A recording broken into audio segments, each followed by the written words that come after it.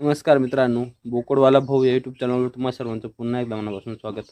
मित्रांनो, जर समजून घ्या तुमच्या फार्ममध्ये तुमच्या बोकडांना सर्दी किंवा खोकला झाला असेल तर अशा पिरियडला जे काही बोकड आहेत हे चाऱ्यावरून जे काही दुर्लक्ष त्यांचं होत असतं आणि पर्यायाने त्यांचं जे काही वजन हे वजन त्या ठिकाणी वाढत नाही आणि आपल्या त्या ठिकाणी कुठेतरी नुकसान होत राहतं। म्हणून जे काही शेळ्यांचा किंवा बोकडांचा सर्दी खोकला आहे याच्यावर आपण लवकर उपचार करून त्यांना ठीक करणं गरजेचं आहे।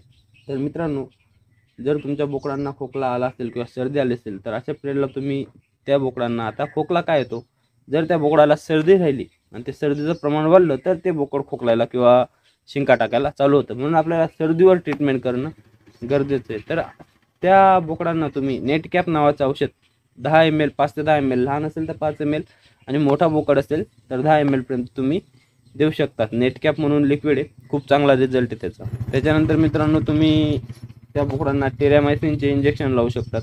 टेरामायसिनचे इंजेक्शनने पण त्यांच्या सर्दी खोकल्यावर चांगला फरक पडत असतो। त्याच्यानंतर मित्रांनो, याच्यावर एक घरगुती उपाय सुद्धा आहे। तर घरगुती उपाय तुम्ही म्हणजे थोडासा लेट प्रभावकारी असतो, पण हा 100% मुळासकट जो काही खोकला आहे हा खोकला काढून टाकतो। त्यासाठी मित्रांनो 3 आयटम लागतात। त्यासाठी आपल्याला 300 ग्रॅम गूळ, 100 ग्रॅम अद्रक आणि 200 ग्रॅम अजवाईन घ्यायचं आहे। हे सर्व आपल्याला जे काही आयटम आहे ते बारीक मिक्सरमध्ये काढून घ्यायचे आणि 3 लिटर पाण्यामध्ये टाकून ते पाणी चांगल्या पद्धतीने उकळवून घ्यायचे। चांगल्या पद्धतीने उकळवल्यानंतर ते पाणी तुम्ही सिरिंजच्या सहाय्याने ज्या काही शेळ्या म्हणा किंवा बोकड म्हणा त्यांना त्रास होतोय त्यांना पाजून द्यायचं। जर तुम्ही या 3 लिटर पाण्यामध्ये थोडासा तुळशीचा पाला पण ॲड केला तरी सुद्धा चालेल, अतिउत्तम, त्याचा काही दुष्परिणाम होणार नाही।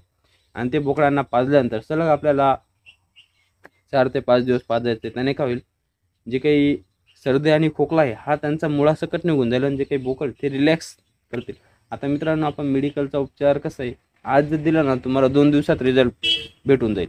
जो काय आपण घरगुती उपाय करतो याचा 2 दिवस रिझल्ट लेट राहतो। पण मित्रांनो, जो घरगुती उपाय केल्यानंतर जो काही बोकड आहे किंवा शेळी ही, तिचा जो काही खोकला आहे हा त्या पिरियड पुरता कायमचा चालला जातो असं तुम्ही जरी म्हटलं तरी चालेल। म्हणजे ते सीझन ते पूर्णपणे पास करून घेतं, त्यांच्या अंगामध्ये इम्युनिटी तयार होऊन जाते घरगुती उपायांनी। म्हणून शक्यतो घरगुती उपाय आपण हा करायचा आहे। आता मेडिकलचा उपाय कसा आहे, चालू चालू तुम्हाला रिझल्ट दिसेल आणि 7 दिवसानंतर परत तिला सर्दी किंवा खोकला चालू होऊन जाईल। म्हणून शक्यतो तुम्ही घरगुती उपाय करा आणि शेळी बरी झाल्यानंतर सुद्धा 2 ते 3 दिवस तुम्ही त्यांना जो काही डोस आहे हा डोस किंवा जो काही चहा आहे हा चहा पाजत चला। जेणेकरून कसं आहे, जो काही शेळी किंवा बोकड याच्यामध्ये इम्युनिटी पॉवर तयार होईल आणि पुढे जाऊन ती सर्दी खोकल्याला बळी पडणार नाही। त्याच्यानंतर मित्रांनो, जर आपल्या घरी गवत्याच्या असेल तर गवत्याच्या तुम्ही थोड्या चहा पावडर आणि गवत्याच्या एकत्र करून उकळवून घ्यायचा आहे आणि उकळवल्यानंतर तो कोराचा जरी तुम्ही त्यांना पाजला थोडा कोमट झाल्यावर तरी सुद्धा त्यांच्या खोकल्यावर चांगला फरक हा पडून जातो।